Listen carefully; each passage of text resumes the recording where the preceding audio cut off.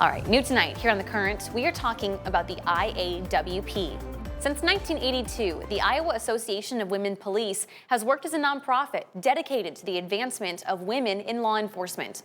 And the group's president is based right here in our area in Muscatine.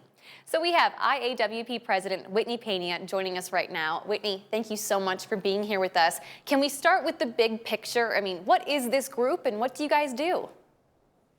Yeah, this group, like you said, is across the state of Iowa, and it really means so much to us women in law enforcement. It bridges the gap for networking, and it allows you just to have those connections with other officers, whether they've been on the force for 25 years or they're newly, just hired onto the force. So it just gives us a good networking opportunity to be able to bounce ideas off other officers.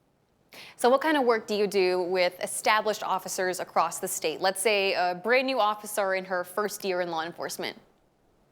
Yeah, so we like to just we have a mentoring program within our program so that we would set them up with an officer that's maybe had a little more experience.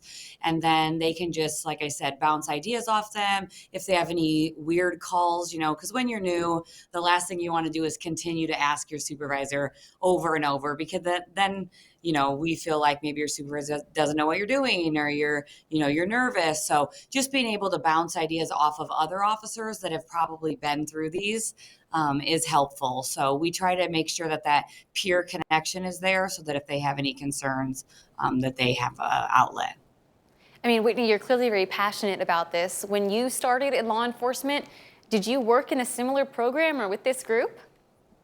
Yeah, so in January, I'll have been on with the Muscatine department for 18 years. So when I first started, it was a lot of the same, scenarios, and I was scared. And I built those connections that some of these officers, I mean, I can say without that association, I would have never known them, and we still have these connections, almost over 15 years later. I think within the past 18 years, I maybe have not went to 2 or 3 conferences. So I've been to all of them. And our spring conference is coming up, and that's in Dubuque this year. And so that is really where we get to connect. It's a 3-day conference with great speakers, and it's really just about the networking. Yeah, and you do a lot of networking with young women who aren't maybe in law enforcement just yet. What kind of work do you do with high schoolers across the state? Yeah, so I am I'm obviously a school resource officer. I've been for a while. So we try to get maybe students or women that involved that may want to pursue law enforcement. So this coming Friday, as an example, our Muscatine Community College has a really good criminal justice program. So I'm actually going to be talking with young, not just women, but just young students that are looking to be in law enforcement. So I'm going to meet them at the station. We're going to give them a tour. I give them my emails and stuff if they want to connect. So it's just really showing people that you don't have to be this strong, male. You can be a 5'5" female that can do the same job. Well, I wanted to get your perspective on this because it's a historic moment for Iowa.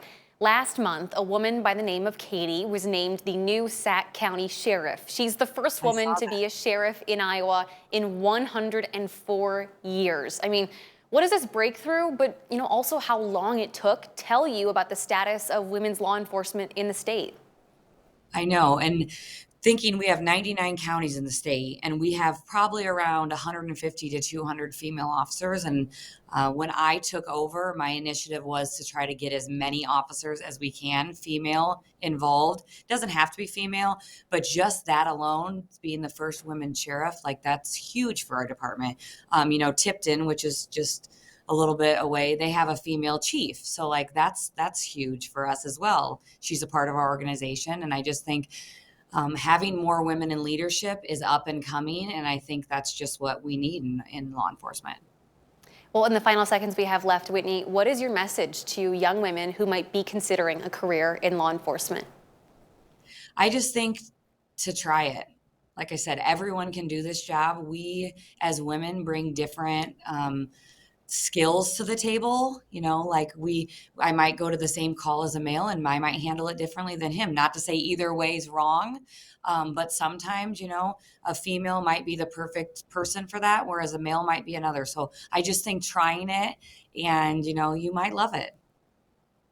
Awesome. Whitney, thank you so much for your time today. I know how Thanks busy for you are. having We me. really appreciate this. And for you guys at home, Whitney was recently honored as one of our 2025 News 8 Beyond the Badge recipients. To check out her story or our other Beyond the Badge winners, head over to the As Seen on TV tab of WQAD.com.